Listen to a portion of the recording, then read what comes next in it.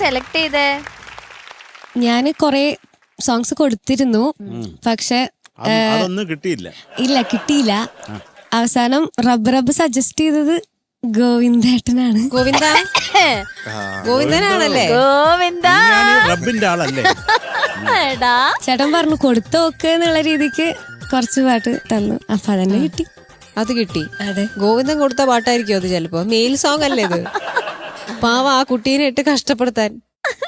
അല്ല, ഞാൻ അശ്വതിക്ക് മാത്രല്ല, ഞാൻ അക്ഷയ്ക്കും കൊടുത്തിട്ടുണ്ടായിരുന്നു. ഓ, ഇതേ പാട്ടോ? ഈ പാട്ടിനോട് എന്താ എത്ര ഇഷ്ടം? അല്ല, എനിക്ക് പെട്ടെന്ന് ഇപ്പൊ ശങ്കർജിയുടെ പാട്ട് അക്ഷയ് കൂടുതൽ പാടലാണല്ലോ.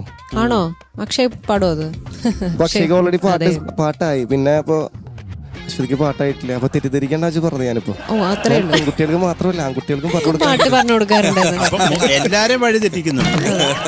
ആർക്കും സംശയം തോന്നാതിരിക്കാൻ അക്ഷയ്ക്കും പറഞ്ഞു കൊടുത്തായിരുന്നു എന്നൊക്കെ. 100 പെണ്ണുങ്ങളുടെ ഇടയിൽ ഒരാണ്. Okay okay.